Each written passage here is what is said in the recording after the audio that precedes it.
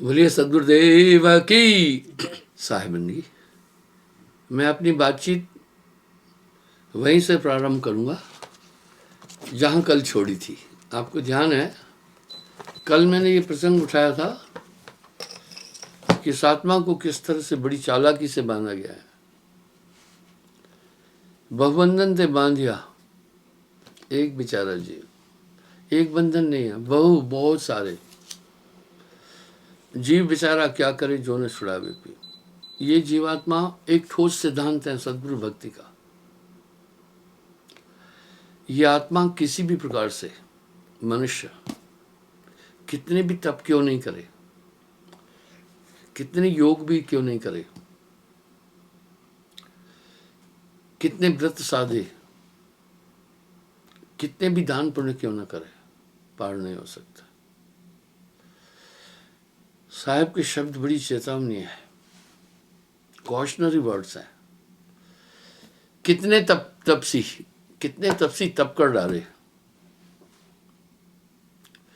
काया डारी गारा। कितने तपस्वियों ने घोर तपस्याएं की, काया भी गला दी, तेऊ न पावत पारा। हम कथाओं में, प्रसंगों में, शास्त्रों में पढ़ते और देखते हैं और सुनते हैं कि अंदर रहने वाले ये वितरांग शत्रु बहुत प्रबल है। इनकी प्रबलता के लिए रामायण में भी प्रसंग है। प्रबल ताकतवर, प्रबल अविद्या का परिवारा, प्रबल अविद्या का परिवारा, हल कामादिक मोह अपारा। मस्तिष्क की बनावट भी बड़ी अटपटी है। मस्तिष्क एक डिस्प्ले है। जैसे निरंजन जो संदेश देता है, मस्तिष्क बाध्य है, वो पूरा उसका अनुकरण करता है। आत्मा को तो एक भ्रम में डाल दिया है। आत्मा अपने को शरीर मान रही है। इसका मतलब है कि आत्मा ने अपने आप को मन मान लिया है, क्योंकि संतो तन खोजे मन पाया। संतो तन खोजे मन पाया। तन ही मन है, इंद्रिय मन है। पूरे शरीर का मंथन करेंगे तो मन ही मिलेगा। मन करता, यह देह समाना। और मन क्या है? मन ही आहे काल कराला। मन ही आहे काल कराला। जीव नचाए करे बेहाला। आपको ध्यान होगा, कल मैंने लाइव प्रोग्राम में 1.5 घंटा टेलीकास्ट हुआ है सतवारी चौक में, 23 अप्रैल को इतवार के दिन, आज 24 है। उसमें मैंने मन के प्रसंग पर बड़ी बारीकी से बात की है। हजारों जगह साहब ये बात लिख रहे हैं, मन ही स्वरूपी देव निरंजन तो है राख भरमाई। मन ही स्वरूपी देव निरंजन तो है राख भरमाई। हंसा तू तो अमर लोक का पड़ा काल बसाई। ये शब्द एक चेतावनी के शब्द है। तेरा बैरी कोई नहीं, तेरा बैरी कोई नहीं, तेरा बैरी मन। ये जीव को, मन जीव को भरमावे सोई मन का कथा न कहा न कीजिए कोई। जब ये पूरी अपनी एक तरंग मस्तिष्क के पास भेजता है, मस्तिष्क बाध्य है मस्तिष्क उसका अनुकरण करेगा ही करेगा। मस्तिष्क तो एक डिस्प्ले है, मस्तिष्क ही मन है। अनहद लूट होत घट भीतर, अनहद घट का मरम न पाया। जब तक एक विशेष ताकत, एक पूर्ण गुरु द्वारा आप में समाहित नहीं की जाएगी, कुछ भी नहीं कर सकता मनुष्य।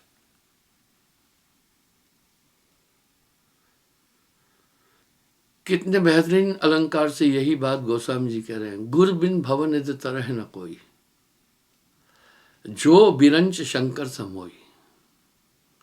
गुरु के बिना इस संसार सागर से पार नहीं हो सकता कोई भी।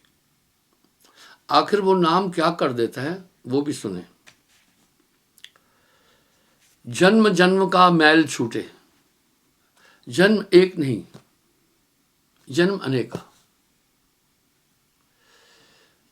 केवल एक जन्म नहीं, अनेकों जन्म के संस्कार आपके अंतःकरण में हैं, उसी के अनुसार फिर पूरा कर्म हो रहा है। कर्म एक नहीं, कर्म अनेका। जन्म अनेका, जन्म एक नहीं, जन्म अनेका। छूटे नहीं कर्म का लेखा। अब यहां साहब कह रहे हैं जन्म जन्म का मैल छूटे। वाह! थोड़ा सा अगर आप पूरी साहिब की वाणी का मंथन करेंगे, जितना महात्म गुरु का कबीर साहब ने बोला है किसी शास्त्र में नहीं है। आखिर वजह है, उनके शब्दों को देखिए ना। 7 दीप नवखंड में गुर से बड़ा न कोई। करता करे न कर सके, गुरु करे सो है। कबरा हर के रूट थे, प्रभु के रूट थे, चिंता मत करना। गुरु की शरणी जाए। कहे कबीर गुरु रूट थे, प्रभु नहीं होत सहाय। अर्थात गुरु हैं बड़े गोविंद से, मन में देख विचार। हरि सुमरे सो वार है, गुरु सुमरे सो पार। कबीर तेर नर अंध है, गुरु को कहते और। हरि रूठे गुरु ठौर है, गुरु रूठे प्रभु दूर। इतनी व्याख्या कबीर साहब ने शास्त्रों में की। वजह यह है,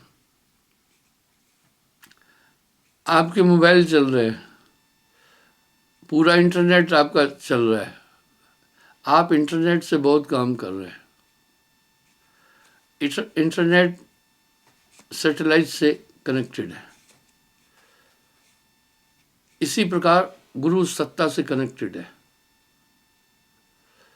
बहुत बड़ी गुरु की महिमा कह दी। अब यहां साहब क्या कह रहे हैं, ये सब क्यों हो रहा है? आत्मा मन का अनुकरण क्यों कर रही है? जरूर आत्मा कर्मों का फल भोग रही है और नाना योनियों में आत्मदेव भटक रहा है। कर्म के विभाग से आत्मदेव का कोई संबंध नहीं है, कोई संबंध नहीं है। ब्रह्मवश है ये। अज्ञान इस संसार की आत्मा है। बस एक ही भ्रम के कारण से सब चीजें मन का अनुकरण आत्मा कर रही है। आत्म ज्ञान बिना नर भटके क्या मथुरा क्या काशी। आने वाली तरंगों को उसने सोचा मेरे अंदर उठ रही है। नहीं, आत्मा संकल्प विकल्प से परे है।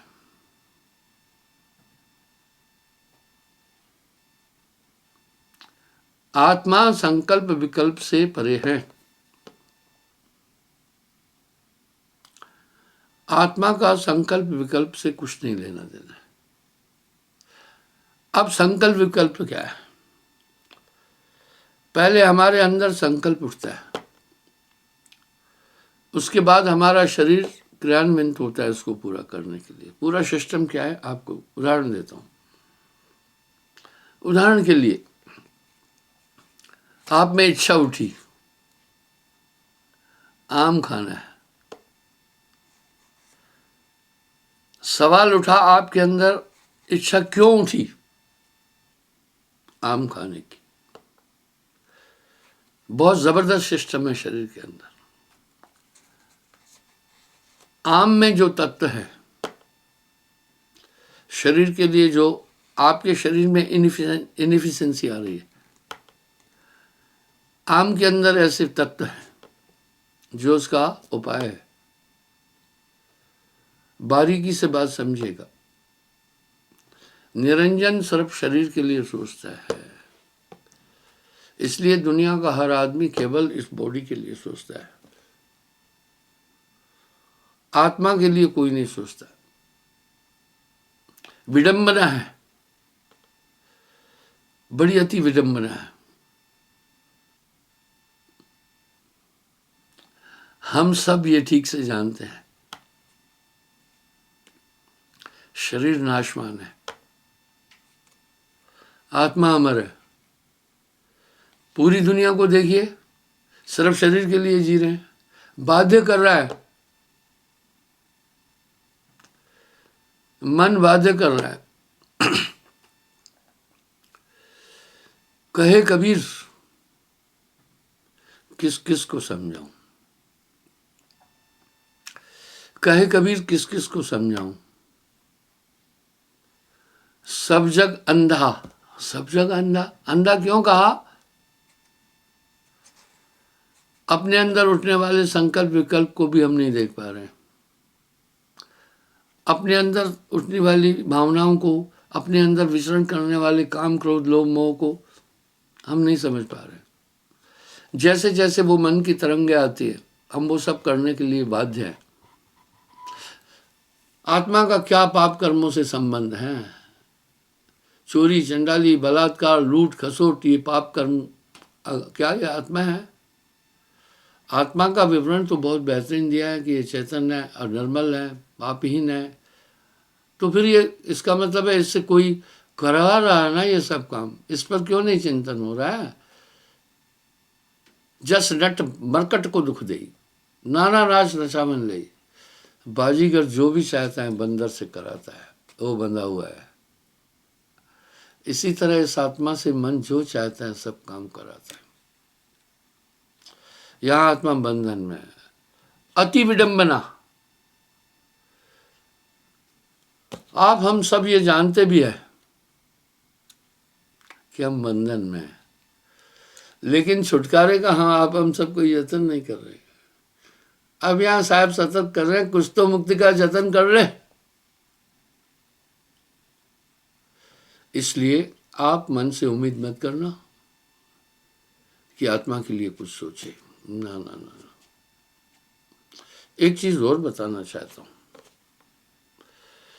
बहुत बारीक आप समझना। इस समय आत्मा मन के अधीन है, मन के पास कोई ताकत नहीं है। जो जो मन कह रहा है मनुष्य कर रहा है। अगर आत्मदेव जाग जाए तो मन का कोई जोर ही नहीं है, फिर मन कुछ नहीं कर सकता है। बिना आत्मा की ऊर्जा के मन कुछ नहीं कर सकता। मन पंगु है, जैसे लंगड़ा आदमी दौड़ नहीं सकता, मन कुछ भी नहीं कर सकता। ये शब्द कितना सटीक है। मन जाता है जाने दे, मन जाता है जाने दे, कुछ नहीं होता है, जाने दे मन को। गह के राग शरीर, शरीर को पकड़ के रखना। उतरा पड़ा कमान से, क्या कर सकता तीर? तीर की पेनिट्रेशन और गहराई और घाव की ताकत तो धनुष्य के साथ है। इस तरह मन की ऊर्जा का स्रोत ही आत्मा है। तभी तो साहब ने बड़े सटीक शब्द कहे, आप ही बंद लो। आत्मा ने अपनी ऊर्जा से अपने आप को खुद बांधा है। कितने सटीक प्रमाण है। जैसे स्वान कांच बदल में भरमत भूख मरो, अज्ञानवश कुत्ता अपने ही रूप को देखकर कांच के मकान में अन्य कुत्ते मानता है और भौंकते भौंकते पागल होकर मर जाता है। कोई नहीं मारा, शीशा नहीं मार सकता था। अज्ञान। अज्ञान क्या? न जानना। आत्मा को न जानना अज्ञान है। सबसे बड़ा ज्ञान क्या है? आत्मा को जानना। क्या हुआ वेदों के पढ़ने से? क्या हुआ वेदों के पढ़ने से जो न पाया ज्ञान? तो आत्मा जाने बिना कोई ज्ञानी कहलाता नहीं। इसलिए ये आत्मा तक पहुंचने नहीं दे रहा है। जैसे नाहर कूप में अपनी प्रतिमा देख पड़े हो, अज्ञान वश। सबसे बड़ा अज्ञान यह है कि मैं शरीर हूं, ये सबसे बड़ा अज्ञान है। जैसे नाहर कूप में अपनी प्रतिमा देख पड़े हो, बेवकूफ शेर कुएं में अपनी ही परछाई देखकर दूसरा शेर समझता है, दहाड़ता है, अपनी आवाज प्रतिध्वनित होकर के आती है, सोचता है दूसरा शेर, कूद पड़ता है और मर जाता है। उसको कोई नहीं मारा, अज्ञान के कारण अपनी ही शक्ति से अपना हनन कर दिया। आत्मा इसी तरह अपनी ही शक्ति द्वारा अपना हनन कर रही है। मन बस मन का एक कारण। जैसे नशे की अवस्था में मस्तिष्क की तंत्रिकाएं ठीक काम नहीं करती हैं, इसी तरह मन और माया के उन्माद में आत्मा अनर्थकारी कार्य कर रही है। जरूर आत्मा की कहीं न कहीं सहभाग्यता तो है ना। और एक पक्ष में हम कह रहे हैं कि अपने कर्मों के कारण आत्मा नाना शरीरों को धारण करती है। सुस्पष्ट सी बात नहीं, आत्मा का कर्म क्षेत्र से कुछ लेना नहीं है।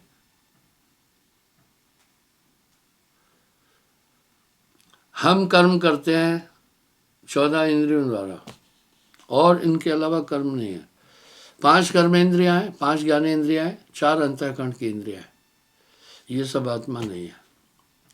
आत्मा की व्याख्याकारों ने बड़ी सुंदर किया है। आत्मा इंद्रियातीत है, इंद्रिय से परे है, मन माया से परे है, मन बुद्धि चित्त अहंकार से परे है। इसलिए आत्मा में संकल्प विकल्प कुछ भी नहीं है। आत्मा नित्य चेतन, ज्यों की त्यों, कभी नहीं घटने बढ़ने वाली है।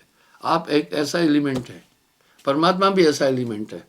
परमात्मा को अमर क्यों कहते हैं? शास्त्राकारों ने परमात्मा को भी ईश्वर तत्व बोला, एक तत्व है। अब हम जब तत्व की बात आती है, बरबस हमारा ध्यान पंचभौतिक तत्वों की तरफ जाता है। इसलिए उसे नितत्व बोला। तत्व तो है पर नितत्व बोल दिया। जैसे टेम्परेचर है -50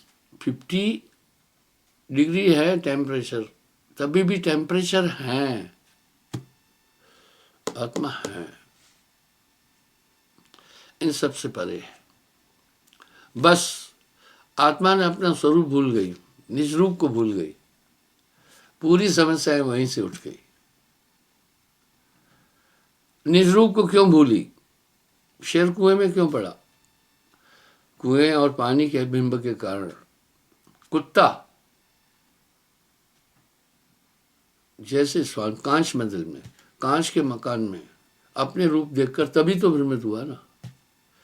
मरकट मूठ स्वाद नहीं छाड़ो, घर घर रटत करो। बंदर वो चने के स्वाद के कारण भ्रमित होकर सुराही में अपना संकरा हाथ डाल देता है।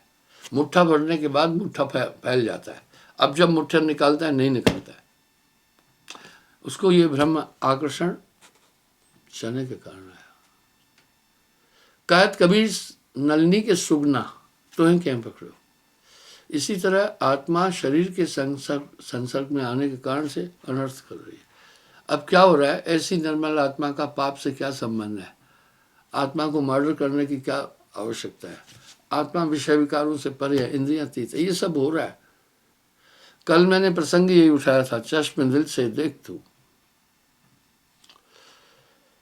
चश्म दिल से देख तू क्या क्या तमाशे हो रहे, दिल सता क्या क्या है तेरे दिल सताने के लिए। जब तक ये अपने स्वरूप को नहीं प्राप्त होता है तब तक ये माया से कभी नहीं छूट सकता है।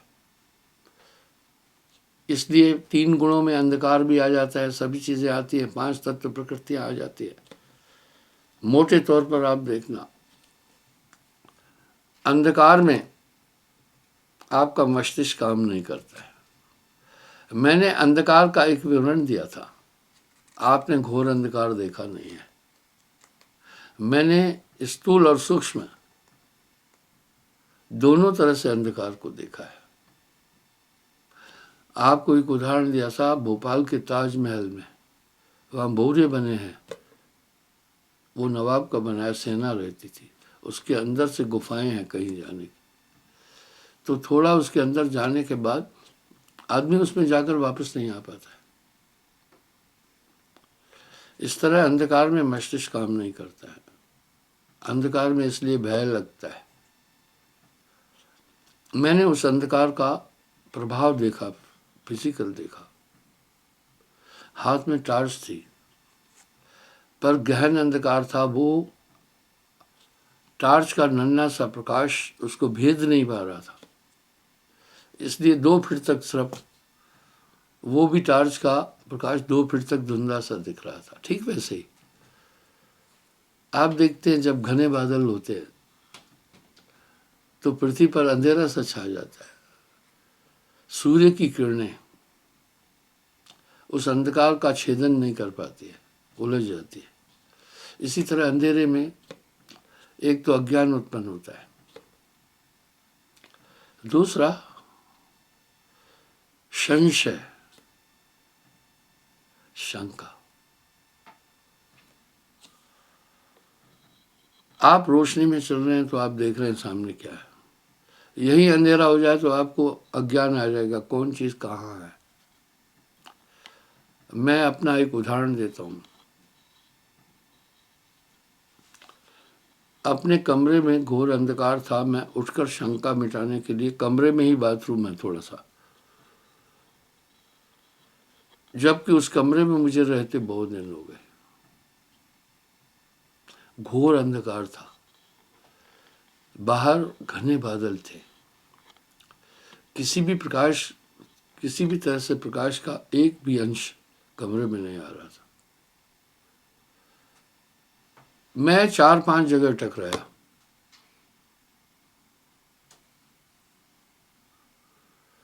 मैं अपने बिस्तर तक नहीं आ सका। कमरे की लंबाई 30-32 फीट है, 35 होगी, चौड़ाई 22 फीट है। आप विचार करें, एक कोने में खटिया थी, वहां पहुंचने में सब गतियां हो गई। इसलिए जीव के हृदय में अंधकार है, तमोगुण है, उसमें ये भ्रमित है। उस अंधकार से क्या हुआ, पहले अज्ञान हुआ, मेरा बिस्तर कहाँ है मुझे नहीं पता चल रहा था, सोचें थोड़ा। दूसरा, शंका हो रही थी, कभी उस कमरे में एक बांस है, एक पोल है लोहे का, क्योंकि बड़ा कमरा होने के कारण छत जो है लकड़ी की है ऊपर, तो कहीं ढले नहीं, तो एक सपोर्ट में खंबा था, वो मुझे टकराया, सर में लगा, दिशाहीन सा हुआ मैं। और फिर मैं डाइवर्ट हुआ दूसरी तरफ, अंधकार घोर था। सब मिलाकर मुझे अपने खटिया तक पहुंचने में बहुत मुश्किल हुई। इस तरह जीव हृदय तम मोह विषय की, छूट न ग्रंथ किम जाय न पेगी। इसलिए जीव के अंतःकरण में अंधकार है, ये तमोगुण है, रज तम सत तीनों है। आत्मा को बांधने के लिए पूरे पूरे यत्न है, पूरे पूरे तरीके हैं, छूट नहीं सकता है। जड़ चेतन है, ग्रंथ पड़ गई, यद्यपि मिथ्या छूटत कृष्ण नहीं। गोस्वामी जी ने बड़े सुंदर अलंकार से इसका निरूपण किया है। उसके बाद फिर मैं क्या करने लगा, अपनी खटिया में सिराने पर मैं टार्च रखने लगा, उसने टार्च जला था और दबाता था। तो इस तरह से फिर उस अंधकार से भय और दुख प्राप्त होता है। तो जीव के हृदय में अंधकार है, इस कारण से वो थपेड़े खा रहा है इधर उधर, दिशाहीन। एक दो होए ताहे समझाऊं, सभी बुलाने पिटवा के धंधा, कहे कबीर मैं किस किस को समझाऊं, सब जग अंधा। अभी यहाँ क्या कह रहे हैं, गुरु क्या करता है, जन्म जन्म का मैल छूटे पुरुष शब्द जो पावई। एक अध्यात्म शक्ति जब आ जाती है, अंतःकरण प्रकाशित होता है। गुरु बिन हृदय शुद्ध ना होई, कोटिन भांत करे जो कोई।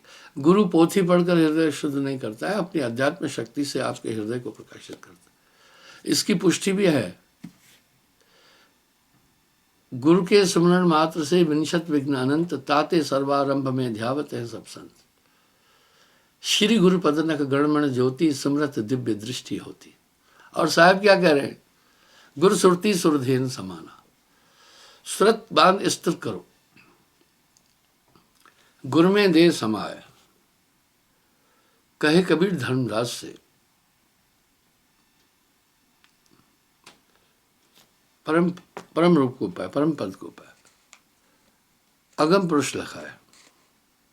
इसलिए गुरु सुरती सुरधेन समाना, एक ऊर्जा मिल जाती है उससे, हृदय प्रकाशित हो जाता है। क्या बात है, गुरु बिन हृदय शुद्ध ना होई, गुरु बिन हृदय शुद्ध नहीं हो सकता। कोटिन भांत करे जो कोई, चाहे करोड़ों यत्न करे। इस पर साहब कह रहे, नाम बिना नहीं छोड़े कालू, बारंबार नरक में घालू। नाम बिना हृदय शुद्ध ना होई, कोटिन भांत करे जो कोई। कोटिन तीरथ भ्रम भ्रम आवे, बिना नाम नहीं मुक्ति पाए। अब यहां सब क्या कह रहे, जन्म जन्म का मैल छूटे, जन्म जन्म का मैल छूटे, पुरुष शब्द जो पावई, नाम भा सुमरन गए सो जीव लोक सिधावे। गुरु शब्द निश्चय दृढ़ गए सो जीव अमी अमोल है। यहां पर एक आपका भी कर्तव्य है कि दृढ़ता से उस शब्द को पकड़ना। सत्य नाम प्रताप काल न रोके, जीव कहे देख वंश को चापकाल रहे सुनाए। भाव यहां ये है कि ये हृदय नाम के बिना शुद्ध ही नहीं हो सकता। वो नाम एक दिव्य शक्ति है, उसको संज्ञा दे दी नाम की, उसको नाम की संज्ञा दे दी है। अर्थात नाम बिना नहीं छूटे कालो। राम एक तापस्त्री तारी, नाम कोट खल कुमत वारी। कह लग करो मैं नाम बढ़ाई, राम न सके नाम गुण गाई। इसलिए वो चीज जो है एक अद्भुत है, वो एक अध्यात्म ऊर्जा है, आपके अंदर संचालित की जाती है। जब वो संचालित की जाती है, नाम दीप धर देहरी जो चाह उजियार, तो फिर क्या होता है, हम देहरी पर अगर दिया रखते हैं तो अंदर भी रोशनी हो जाती है, बाहर भी हो जाती है। इसलिए जब नाम आता है, आपके अंतःकरण में भी शुभ कर्म होंगे और बाहर भी शुभ कर्म होंगे। चौखट पर दिया रख दिया, बाहर भी उजाला देख पाते, अंदर भी होते हैं, किसी भी जतन से। और उपाय न तरन को, कोई कोटिन करे उपाय, बची हो एक उपाय। अब साहब यहाँ वार्निंग दे रहे हैं, चाहे करोड़ों उपाय करो नहीं बच सकोगे, बची हो एक उपाय, सार नाम को पा करो। सार नाम सत्पुरुष का है, सार नाम से लिखा न जाए, पढ़ा न जाए, बिन सदगुरु कोई नहीं जाए। वो लिखने पढ़ने सुनने और इंद्रियों का सब्जेक्ट ही नहीं है। अब तमाम दुनिया ने सार नाम और सच्चा शब्द शुरू कर दिया। पूछो किसी से तो कहते हैं गुरु ने बताया, ये बताना नहीं। मैं बोला वो नाम तो बताने वाली चीज ही नहीं है, तुम किस नाम को सार शब्द मान रहे हो? सार शब्द ने अक्षर रूपा। आगे क्या करे? सार शब्द सत्पुरुष का आया। एक ऊर्जा आप में, जैसे सूर्य तो आपके धरती पर भी तो आ रहा है ना, वो किरणों के रूप में, वो एक ऊर्जा गुरु संचालित कर देते हैं आपके अंदर, बदल देगा।